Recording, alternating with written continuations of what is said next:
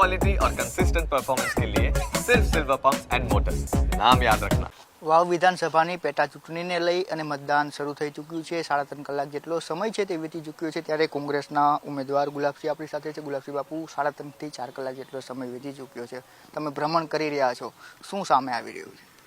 જે પહેલા દિવસે ધાર્યું તો એ જ પરિણામ આવવાનું છે અને શરૂઆતથી જ ધીમાથી બૂટ દેખતો આવું છું અને લોકોને મળતો આવું છું।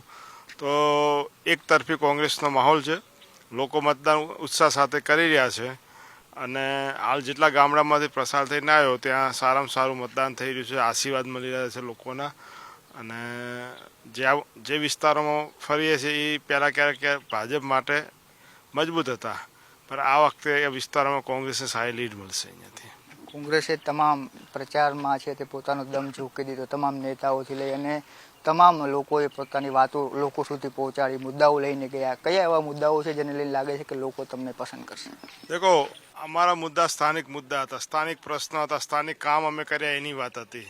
સ્થાનિકમાં દાદાએ આ વિસ્તારમાં ધારાસભ્ય હતા, લોકોના કામ કર્યા એની વાત હતી। જ્ઞાનીબેને વિસ્તારમાં કામ કર્યા એની વાત લઈને અમે લોકો વચ્ચે ગયા હતા। હું થરાદનો ધારાસભ્ય હતો, મારી કામગીરી વિશેની વાત કરતા હતા અને અમે આવશું તો શું કામ કરશું એ વાત લઈને ગયા હતા। ભાજપ પાસે કંઈ મુદ્દા જ નહોતો જાતિવાદ સિવાય, અને કોઈ એક સમાજથી ચૂંટણી લડાતી નથી। જ્યારે સર્વ સમાજ ભેગો થાય ત્યારે ચૂંટણી લડાય છે। આ વખતે સર્વ સમાજના આશીર્વાદ અમારી સાથે છે।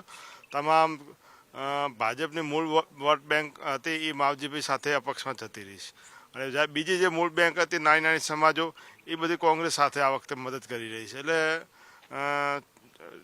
રિઝલ્ટ ખૂબ જ સારું, સરસ, અને જ્યારે 23મી આવશે ત્યારે મને વિશ્વાસ છે કે કમળના અપક્ષ ઉપર ગુલાબ ભારી પડશે।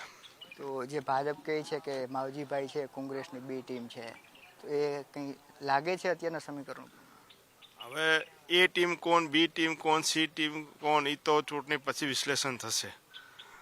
ભાજપના નેતા હતા, ભાજપે ટિકિટ અન્યાય કરીને ચૂંટણી લડ્યા છે, અને છતાં જ્યારે ચૂંટણીઓ જીતી હોય ત્યારે માવજીભાઈની જઈને પગે પડતા હોય છે। ચૂંટણી પત્યા પછી કદાચ અવગણના થઈ છે તો લડ્યા હશે, પણ અમારે ભાજપ કે અપક્ષથી કે એમને લેવા દેવા એ એમનો આંતરિક મામલો છે।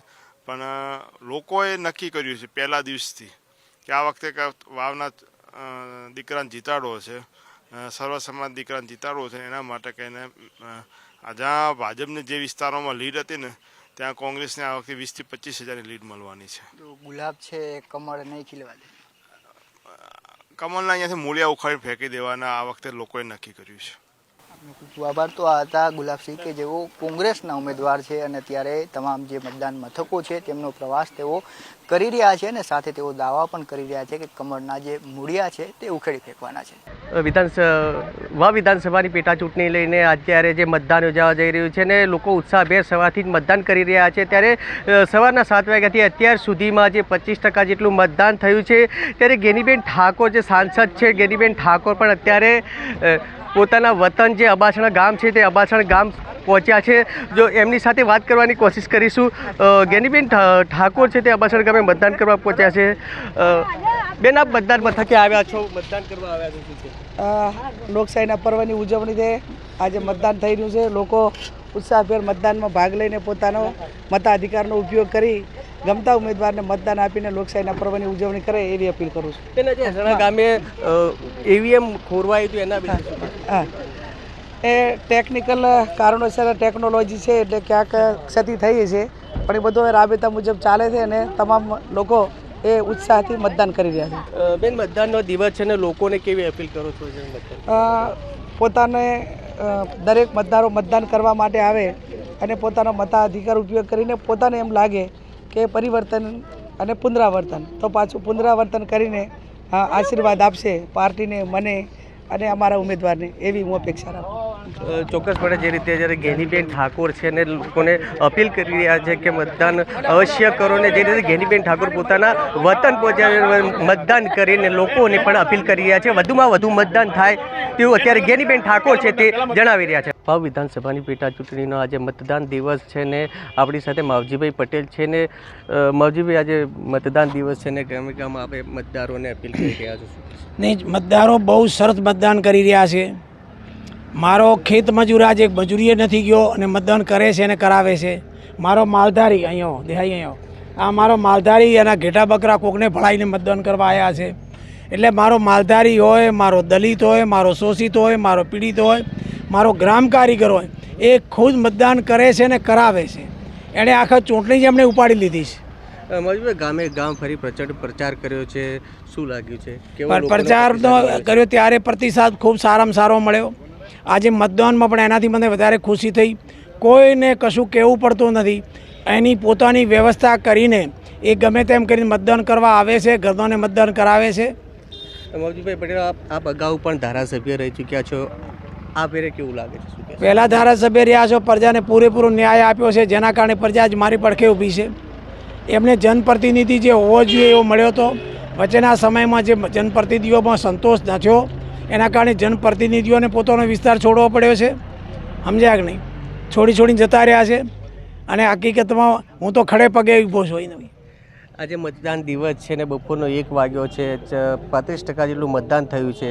જીતની કેટલી આશા છે આપને? 100% આયોના ભરોસો છે મને. આ ખમતી ધરોનો 100% પૂછી લો, માલધારીઓને પૂછો. ગાયો સારે છે, હોંટિયો સારે છે, ઘેટા બકરા ચારતા પણ હકીકતમાં કામ કરે છે. ચોક્કસપણે જે રીતે માવજીભાઈ પટેલ છે સાથે હતા અને ગામે ગામ જે લોકોને અપીલ કરી રહ્યા છે વધુમાં વધુ મતદાન થાય, જેને લઈને માવજીભાઈ પટેલ છે જીતની પણ આશા છે તે વ્યક્ત કરી રહ્યા છે. વિધાનસભાની પેટા ચૂંટણીનું મતદાન છે તે આજે થઈ રહ્યું છે ને એવામાં ભાજપના ઉમેદવાર સ્વરૂપજી ઠાકોર છે તે આપણી સાથે છે. તેમને પોતાના મતાધિકારનો છે તે ઉપયોગ કર્યો છે. સ્વરૂપજી, જે ચૂંટણી પ્રક્રિયા શરૂ થઈ ત્યારબાદ ઉમેદવારી જાહેર થઈ, અનેક વાતો વચનો થયા અને ત્યારબાદ આજે મતદાન થઈ રહ્યું છે. વહેલી સવારથી લાંબી કતાર જોવા મળી રહી છે. શું આશા અને અપેક્ષા?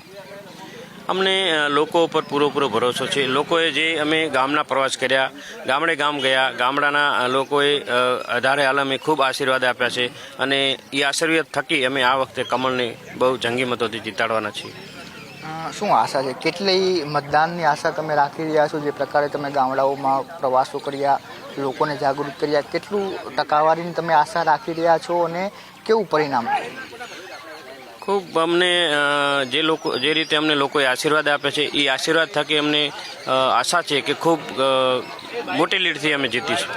ગત વખતે તમે ચૂંટણી લડ્યા હતા અને નજીવા મતોથી હાર્યા હતા, અને એ ચૂંટણી અને ત્યારબાદની આ ચૂંટણી કેટલો અંતર જોવો છો, કેટલો ફેરફાર જોવો છો અને ક્યાં કચાશ ગત વખતે રહી ગઈ હતી જે આ વખતે પૂરું કરવાનો પ્રયાસ કર્યો? 2022ની અંદર એકદમ અમે નવો ચહેરાના કારણે અમે જે કાર્યકર્તાઓથી અમારા ભારતીય જનતા પાર્ટીના કાર્યકર્તા સુધી અમે સમય ઓછો હોવાના કારણે ક્યાંક ના પહોંચી શક્યા હોય એના લીધે કંઈક અમને થોડા નજીવા વોટથી અમે હાર થઈ હતી અમારી 2022માં. પણ આ વખતે જ્યારથી હાર થઈ ત્યાંથી હું સંપૂર્ણ રીતે વિસ્તારની અંદર નાના મોટા પ્રસંગો હોય, નાના મોટા લોકોના કામ હોય, સતત પ્રવાસ કરી અને લોકો વચ્ચે રહ્યો છું. એટલે લોકોએ સ્વયંભૂ કે અમારે આ લોકો વચ્ચે એને ચૂંટી લાવશે એવો પૂરો ભરોસો છે અને આ વખતે કમળને જીતાડે એવો પૂરો ભરોસો છે.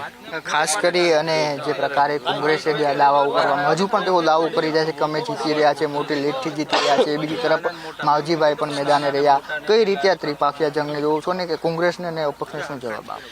મને પ્રજા ઉપર પૂરેપૂરો ભરોસો છે, અઢારે આલમ ઉપર પૂરેપૂરો ભરોસો કે ચાલુ સરકાર અમારી ભારતીય જનતા પાર્ટીની અમારી સરકાર ચાલુ છે. તો લોકો સ્વયંભૂ સમજુ છે કે ચાલુ સરકારમાં બેસીએ તો આપણા જે જોયા હોય તરત કામ થતા હોય. એટલે લોકોને જ લોકોએ જ અમને આશીર્વાદ આપ્યા છે કે આ વખતે ચાલુ સરકારમાં બેસી અને જે નાના મોટા કામો છે, જે પાણીના પ્રશ્નો હોય, આરોગ્યના પ્રશ્નો હોય, રોડ રસ્તાના પ્રશ્નો હોય, અન્ય રોજગારીના પ્રશ્નો હોય, અન્ય નાના મોટા પ્રશ્નોને લઈ અને સ્વયંભૂ લોકોએ આશીર્વાદ આપવા ચાલુ કર્યું છે. અત્યારે મોટી ભીડમાં લોકો મતદાન કરી રહ્યા છે અને લોકો એક તરફી કમળને જીતાડવા માટે મતદાન કરી રહ્યા છે. કેટલી લીડનો આશાવાદ છે? ખૂબ મોટી લીડ આવશે, મને આશા છે. અઢારે આલમ ઉપર આ વખતે ખૂબ મોટી લીડ મળશે. સ્વરૂપજી ઠાકોર હતા કે જેમણે પટેલ સાથે વાતચીત કરી અને પોતાની એ જીતનો વિશ્વાસ છે તે વ્યક્ત કર્યો. જે પ્રકારે તેઓ મુદ્દાઓ લઈને ગયા છે, વિકાસની વાતો લઈને ગયા છે ને ત્યારે જે પ્રકારે અત્યારે લોકો છે તે જોવા મળી રહ્યા છે ને તેમણે વિશ્વાસ વ્યક્ત કર્યો છે કે મોટી લીડથી વાવ વિધાનસભાની પેટા ચૂંટણી છે તે ભારતીય જનતા પાર્ટી જીતવા જઈ રહી છે. કેમેરા પર્સન સુરેશ રાજપૂત સાથે જયેશ ચૌહાણ, ન્યૂઝ કેપિટલ વાવ.